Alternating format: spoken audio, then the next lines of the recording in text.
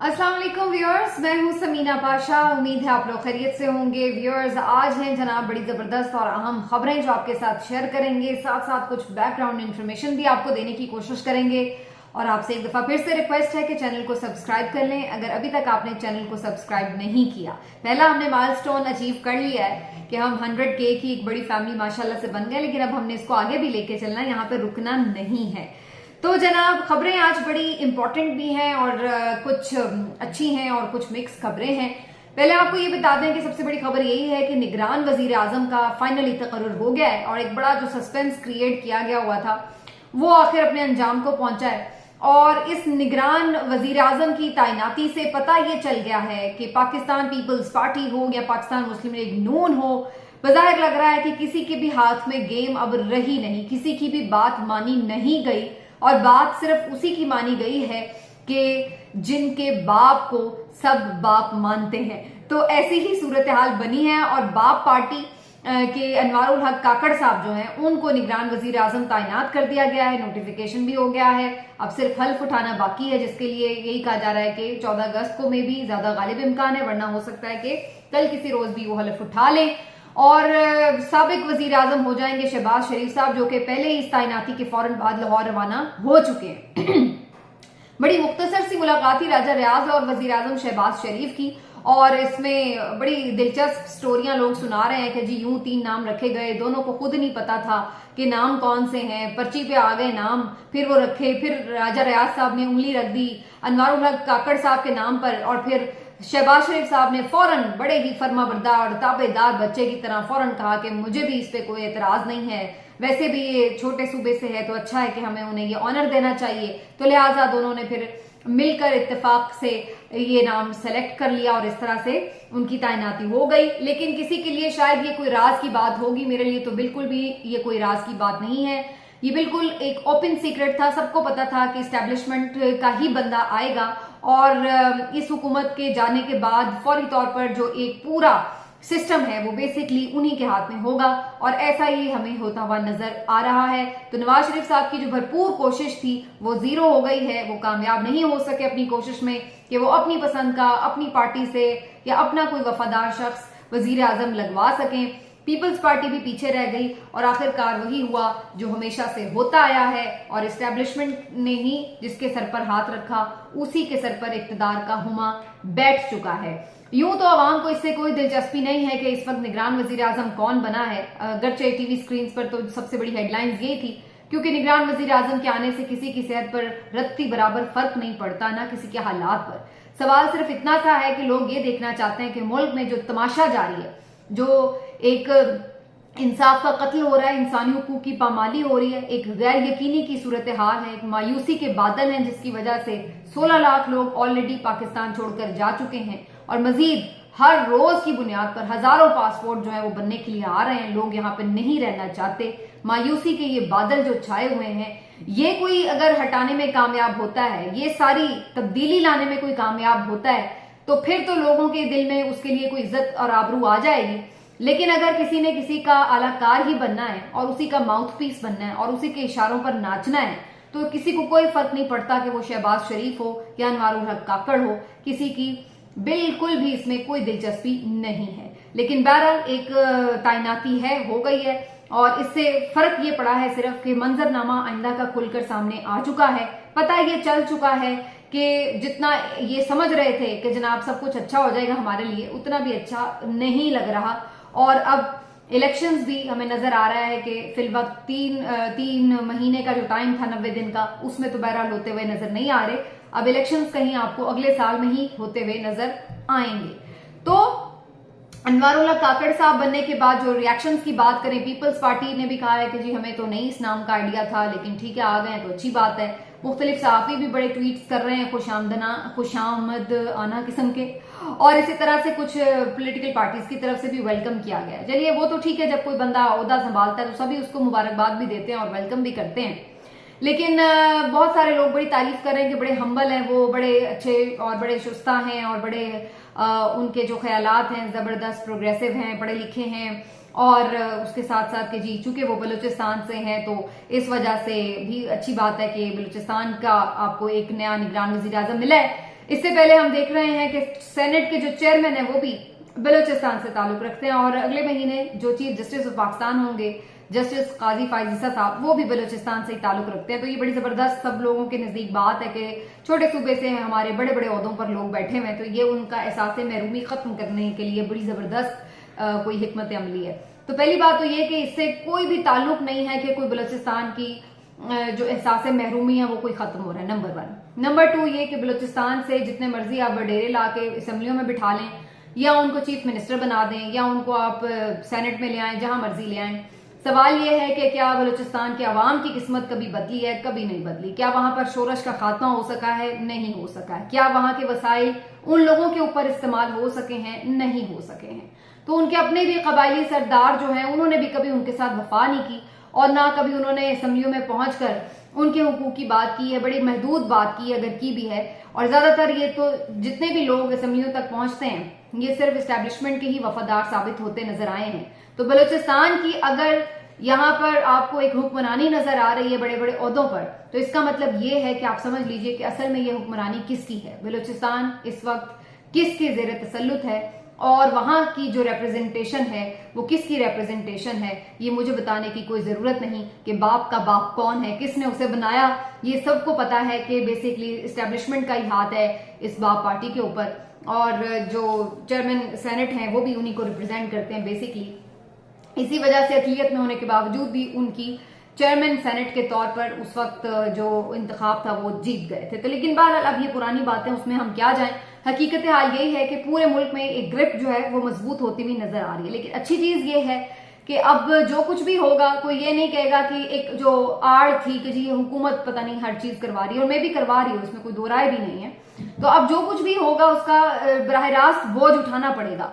तो इसलिए अब ये जो चिलमन का पर्दा था वो हट गया है और अब साफ छुपने या साफ सामने आने वाला जो मामला है वही अब तकरीबन जो है वो सामने आ जाएगा और इसमें अब कोई किसी को धोखा देने वाला जो मामला है वो तकरीबन खत्म हो जाएगा। तो ये तो हो गया जी कि क्या मामला हुआ। लेकिन इसमें बड़ी इंटरेस्टिंग बात है कि जो शहबाज शरीफ साहब की आखिरी मुलाकात रही सहाफियों से वज़ीर आज़म हाउस में, तो उन्होंने बड़ी ही फख्र के साथ एक बात बताई सहाफियों को कि जनाब मैं तो एस्टेब्लिशमेंट का 30 साल से आंख का तारा हूं और वो ये बताने में कोई उनको आर नहीं है कि वो एस्टेब्लिशमेंट के साथ हमेशा बना के रखते हैं और हमेशा ही एस्टेब्लिशमेंट उनको बड़ा पसंद करती रही है। तो वो बड़े फखरिया अंदाज में ये बयान कर रहे थे। और जो पिछला उनका 16 माह का वजीर आजम के तौर पर एक टेन्योर भी गुजरा, उसमें भी कोई मौका उन्होंने हाथ से जाने नहीं दिया कि जहां पर वो आर्मी चीफ की मदह सराई ना करें, जहां पर वो तमाम तर कोई अच्छे काम या कोई इनिशिएटिव्स का जो क्रेडिट है वो उनकी झोली में ना डालें, जहां पर उन्हें मौका मिला हो कि वो उनको मजीद कोई देवता सम्मान जो है वो साबित कर सके, तो उन्होंने ऐसा कोई मौका हाथ से जाने नहीं दिया। तो उन्हें पहले ही लोग इस तरह से समझते थे कि भाई वो बहुत ज्यादा एस्टेब्लिशमेंट के करीब हैं या उन्हें खुश करने में लगे रहते हैं। लेकिन मुझे उस वक्त लगता था कि शायद मुबालगा आराई की जाती है। बहुत सारे लोग कहते थे कि वो वाकईतन जिस तरह से वो पेश आते हैं तो बड़ी बाद में मजाक उड़ते थे इन बातों पर। और इमरान खान साहब ने तो आपको याद होगा चेरी ब्लॉसम नाम ही इसी बात पे रख दिया था। लेकिन मुझे लगता था कि सारी मुबालगा आ रही है, इस हद तक भी क्या होगा। लेकिन अब मेरा ख्याल है कि कोई किसी को अगर ऐसा लगता था तो सबकी गलतफहमियां दूर हो गई हैं और ये बात साबित हो गई है कि हम लोग कितने बड़े खुशामदी भी हैं और चढ़ते सूरज के पुजारी भी हैं। और उसका अंदाजा आप लगा लें कि जैसे ही कोई शख्स सौदा संभालता है तो कैसे उसके आसपास लोग जमा होकर उसकी लगाते हैं, उसकी मदह सराई में मेहनत करते हैं कि किसी भी तरह जो है उससे फायदा उठाया जा सके, उसको खुश किया जा सके। ये पता नहीं गुलामाना सोच कब हमारे यहाँ से निकलेगी। बात करें तो इस बात पे करें कि कौन हक पर है कौन सच पर है, चले चाहे वो मुश्किल में है चाहे वो मुश्किल में नहीं है। मुझे बड़ी अच्छी एक बात लगी, मैं मुख्तलिफ कमेंट्स पढ़ती रहती हूँ, मेरी कोशिश होती है सब लोगों को रिप्लाई भी करूँ या कम से कम अपना एक फीडबैक एक एहसास जरूर दिलाऊं कि मैंने उनका कमेंट देखा है। तो मैं ट्विटर पे भी कोशिश करती हूँ इसी तरह कि मैं अपने जो लोग कुछ कांटेक्ट करते हैं और कोई सेंसिबल बात करते हैं तो उनको जरूर रिप्लाई करूँ। तो मुझे किसी इसी तरह से दोस्त ने ये मैसेज किया कि भाई आप हमें बहुत अच्छा लगता है कि आप हक और सच की बात करते हैं। और मुझे उनकी जो बात अच्छी लगी वो क्या थी, उन्होंने कहा कि हम चाहते हैं कि आप इसी तरह हक और सच की बात करते रहें और जब इमरान खान भी गलत हो तो आप उनको भी उतना ही बुरा करें। ये मुझे बात बहुत अच्छी लगी क्योंकि आमतौर पर पीटीआई के सपोर्टर्स के बारे में एक बात, एक तासुर ये फैलाया जाता है कि जी ये सिर्फ इमरान खान की आप तारीफ करते हैं तो ये आपसे खुश रहते हैं, लेकिन अगर आप इनकी कोई इमरान खान के ऊपर आप तनकीद करते हैं तो ये आपके पीछे पड़ जाते हैं, आपको गालम गलोच करते हैं। लेकिन मैं ऐसा नहीं समझती। मेरा ख्याल से जब आप तनकीद भी भले किसी पे भी करें, इमरान खान हो या कोई भी हो, जब आप किसी पे तनकीद करें और वो तनकीद हकाइक पर मबनी हो और जायज हो तो फिर कोई बुरा नहीं मानता। जब आप तनकीद करें और आपके पास उस तनकीद की कोई वजह हो, कोई आर्ग्यूमेंट हो, वो उसमें ना आप नहीं उसको बुरा भला कह रहे हो, जातियात पे ना कीचड़ उछाल रहे हो। लेकिन अगर किसी की पॉलिसी से कोई इख्तिलाफ है, किसी की कोई चीज ऐसी है जो आपको लगता है मुनासिब नहीं है, तो आप उस पर तनकीद करें तो उसको लोग एक्सेप्ट करते हैं कि बिल्कुल ठीक बात है। और मैंने कई दफा की है, ऐसा नहीं है कि कोई मैंने ना की हो। मेरी कोशिश पूरी होती है कि जहां पर जो कोई गलत है उसको गलत कहा जाए। ये अलग बात है कि इस वक्त जरा पीटीआई चूंकि निशाने पर है और चूंकि वो ज्यादा एक जुल्म का शिकार है तो उसकी आमतौर पर ज्यादा आवाज जो है उसके हक में बुलंद हो जाती है। लेकिन ऐसा नहीं है कि वो कल कला को या आज भी अगर कोई गलत काम करेंगे तो हम उसको नजरअंदाज करेंगे या उस पर तनकीद नहीं होगी। तो अगर फॉलोअर्स भी ये समझते हैं कि ऐसा ही होना चाहिए तो ये मुझे तो उनके बाशऊर होने की एक निशानी लगती है और मैं बड़ी खुश होती हूँ कि अगर उनकी जानिब से इस किस्म का फीडबैक आता है। तो बहरहाल ये इंशाल्लाह मेरा आपसे, मैंने पहली वीडियो में वादा किया था, मेरा ये वादा आपके साथ कायम और दायम है कि नाजायज बात इंशाल्लाह जो मेरी समझ और अकल मूझ और इल्म के दानिश के मुताबिक होगी वो नहीं होगी। बाकी इंसान है, भूल चूक हो सकती है, कैलकुलेशन भी गलत हो सकती है, इन्फॉर्मेशन भी गलत हो सकती है, वो एक अलग बात है, लेकिन कम से कम नीयत में कोई इस तरह की चीज नहीं होनी चाहिए। बहरहाल आगे चलते हैं। और जैसे मैंने आपसे कहा कि शहबाज शरीफ साहब ने ये जो एस्टैब्लिशमेंट के तारा होने की बात की, तो मैं ये सोच रही थी कि 4-5 साल इन लोगों ने गला खुश्क कर लिया, चीखे मार मार के, गला फाड़ फाड़ के ये कहने में कि जनाब इमरान खान तो लाडला है, ये तो सिलेक्टेड है, ये तो आंख का तारा है और इसको तो कोई पूछता नहीं है, अदलिया भी इसके साथ हाथ नरम रखती है, एस्टेब्लिशमेंट ने इसको सिलेक्ट किया है और ये सिलेक्टेड है, सिलेक्टेड है, सिलेक्टेड है। सारी 3.5 साल की असम्बली में कान पक गए हमारे ये अल्फाज सुन सुन के। और आज शहबाज शरीफ साहब खुद ये मान रहे हैं कि मैं तो सिलेक्टेड हूं, मैं तो आंख का तारा हूं और मुझे तो हमेशा से ही वो पसंद करते हैं। तो फिर अब आप खुद इंसाफ कर लें कि भाई आप फिर किस मुंह से उसको सिलेक्टेड कहते थे जो आज जेल की सलाखों के पीछे पड़ा हुआ है? आप फिर किस मुंह से उसको सिलेक्टेड कहते थे जब आप खुद जाकर पॉलिशिंग करते हैं, बूट पॉलिशिंग करते हैं और फिर कहते हैं कि सिलेक्टेड वो है? तो ये इनके कॉल ऑफ फेल के तजाद हैं जिसमें अगर कोई थोड़े बहुत अबहाम बाकी थे, कोई कंफ्यूजन बाकी थी, तो वो सारे अब खुलकर दूर हो चुके हैं, पहली बात।